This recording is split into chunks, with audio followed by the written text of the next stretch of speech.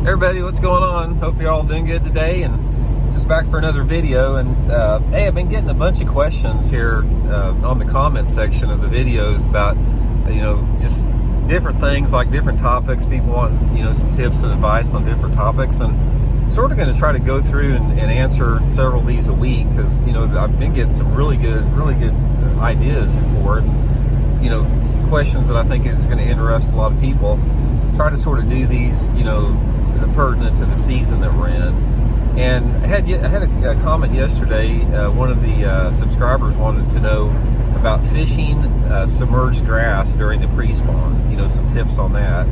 So today I wanted to have a little bit of a little discussion, a little talk, and sort of go over with y'all what has been my experience with that, because I've had a lot of experience fishing offshore submergent grass during the pre-spawn.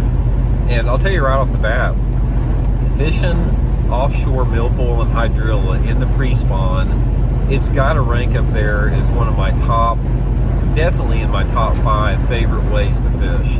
I've had so many really good, just unbelievable days for big fish fishing the pre-spawn for offshore grass. In my opinion, it probably, well, without a doubt, I'm going to say this without a doubt, I probably caught more big bass, like 5-pound and up bass, in that type of cover at that time of the year than any other situation. When you got water temperatures that are, in the upper 40s to low 50s, normally, depending upon the part of the country you're in, this is in February, early March, and I'm talking specifically about submergent, Hydrilla, and Milfoil in non-Florida lakes. Florida is a different environment. You have a lot of different type of mixed grasses down there, but specifically what I'm talking about are the lakes like some of the TVA lakes like Lake Seminole, a lot of the Texas lakes, Sam Rayburn, the Toledo Bend back when it had grass, some of the bigger lakes in the country that have these big, giant, vast flats of grass. And so I think there's a lot of people that fish that type of water, and I'm just going to sort of give you some advice and tips on that. First of all, most of the lakes that you fish down there, a lot of them have a combination of Hydrilla and Milfoil, and some of the lakes just have one or the other. Most of the time it's got a little bit more Hydrilla than Milfoil on there.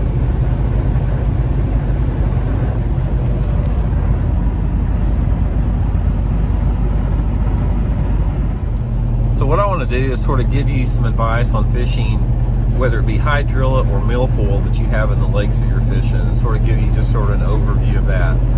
First of all, let's talk about Milfoil a little bit. For the most part, what you're going to find out is, Milfoil grows in shallower water. For the most part, you're going to find it on the shallower flats that are like in, less than 6 or 7 feet of water. And, for example, Lake Gunnersville, some of the TVA lakes, they have big Milfoil populations on these shallow flats. And the thing about fishing for the pre-spawn bass in Milfoil, it's all about getting out on the vast flats and covering water. For the most part, what you're going to find during the pre-spawn time of the year when you're dealing with Milfoil on a lake is you don't have a lot of the bass that really relate to the edges that much. They don't relate really to the edges or any ditches or any channels like the Hydrilla fish do, which we'll talk about in the little bit later. But if you have a lake that you have a lot of Milfoil in, most of the time in the pre-spawn, you're going to have that Milfoil growth that comes up anywhere between 12 inches from the bottom, maybe growing up to 3 feet off the bottom, 3 or 4 feet, depending upon the severity of the winter. The winter and how much water is coming through a system, if you've got any floods, that type of stuff, it all has an impact on the density and the location seasonally of the Milfoil. And this changes a lot with that. I mean, it changes a lot with, how cold the water gets and, the water levels and how much current's coming through the lake. But under normal conditions, you're going to have anywhere between 12 inches to 3 or 4 feet of Milfoil growth coming off the bottom in those flats that are anywhere between 4 to 8 foot deep. And my favorite technique for fishing, Milfoil flats during the pre-spawn without a doubt, there's two different techniques that work the best. Number one is the lipless crankbait. You can't beat a lipless crankbait when that water temperature is close to 50 degrees. I like to get out on those flats, and what I do is I make controlled drifts. If I get on one big flat, I may start out on a drift in 4 foot of water and drift down 100 yards.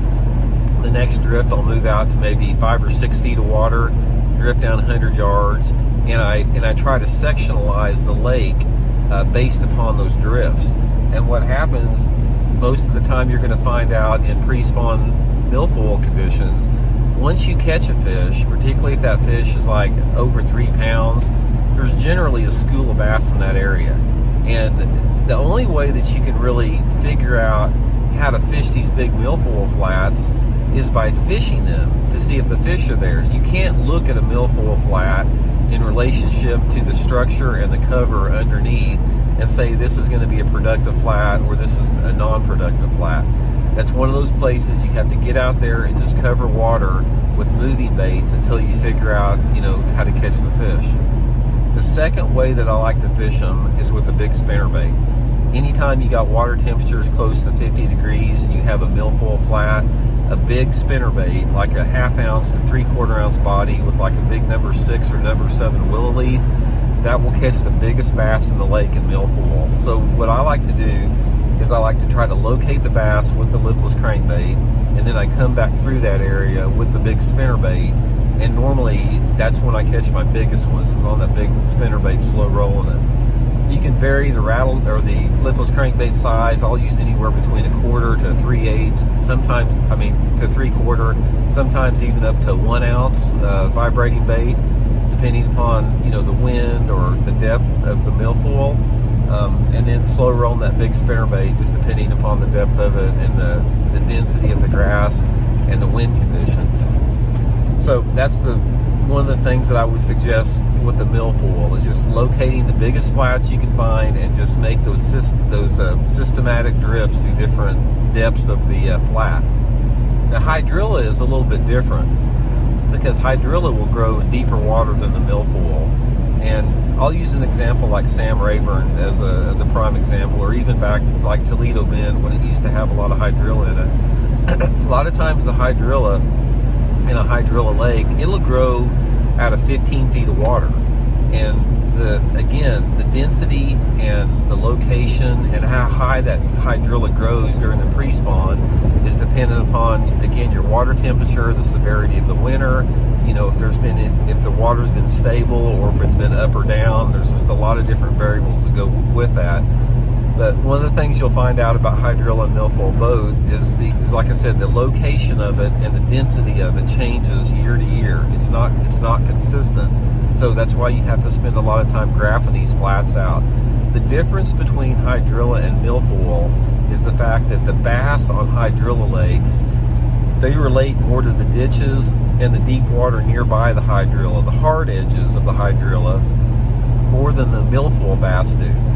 While the milfoil bass they just scatter out over the open flats, lakes that have a lot of deeper Hydrilla, those fish will relate to creek channels, to ditches, to main river channels, anywhere where you have deep water next to that Hydrilla. Pre-spawn Hydrilla bass like to set up close to the edges, not necessarily on the edges, but they like to set up within like 10 or 15, 20 feet away from the edges. So the technique that I use for pre-spawn Hydrilla fishing is very similar, except what I do is I try to locate those ditches, secondary creek channels, main river channels, anywhere where there's a drop next to that Hydrilla, and I try to get close to the drop, not necessarily on the drop, and I'll fan cast anywhere between the drop itself and up on the adjacent flat, maybe 50 yards, 25, 50 yards, that type of stuff. Most of the time in the pre-spawn, those bass are going to be relating close to that lip, but not on the lip, if that makes sense. So, for example, if you're in a secondary creek channel that drops off to 20 feet and it comes up to like 5 or 6 feet, and you've got a good amount of Hydrilla growth in that 5 to 6, maybe even 7, 8 foot of water, look for those bass to be anywhere between, say, 10 feet to 25 yards up on that adjacent flat. most of the time when you're fishing hydrilla, you have a little bit clearer water than you do when you're fishing milfoil. So that opens it up to a couple different techniques.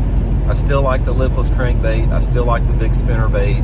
But the two other things that opens it up for you is an Alabama rig and a jerkbait. Probably my number one technique for fishing deep hydrilla in the pre-spawn is a big jerkbait, like the Megabass Edo Shiner, something like that. There's something about a big jerkbait that will catch a bigger fish over hydrilla during the pre-spawn than you can catch on a spinnerbait or even a lipless crankbait. Now don't get me wrong, you can catch giants on all that type of stuff, but a jerkbait is my go-to bait in that situation. So I like to get close to those edges, and I like to fan cast that jerkbait up, 25 yards or so on the flat, cover water like that. And the good thing about hydrilla fishing on a lake is you can pinpoint those bass a little bit better because they get more on the hard type structure. They relate more to the points, like I said, the ditches and the backs of the coves, anywhere where you have creek channels butting up against that hydrilla. And how I fish it is dependent upon the depth of the hydrilla, because sometimes, like, there's been situations like at Toledo Bend where I found hydrilla that was growing up out of 15, 16 foot of water, maybe coming up off the bottom 2 or 3 feet. And, I'll fish that deep jerkbait. I'll fish a deeper jerkbait over the top of that deeper grass like that. Sometimes even a deep running crankbait, some type of a crankbait that runs down 6 to 10 foot will be pretty productive in those situations. So anyway, that's my two tips, my two differences between the two. If I can overview this whole thing, is basically, cover water on the vast flats on the lakes that you have milfoil, and on hydrilla lakes, try to stay closer to the hard structure and the hard edges. And those, don't get out just on the vast flats of hydrilla as much as you do on the milfoil. That's the two main differences. But once again, like I said, it's just a great time to catch a giant bass. I mean, I'm going to guess probably at least half of the bags of bass that I've caught in excess of 20 pounds in my career have came off either milfoil or hydrilla during the pre-spawn time of the year. It's a great time of year to catch big ones, and if you've got a lake that you have a lot of that type of cover on it, take advantage of it, man, because it's awesome. So anyway, just a few tips. I know that's sort of a lengthy little video here, but hope that helps you guys catch a few more fish. I think it will. And we'll talk to you guys later and see you at the next one. Bye.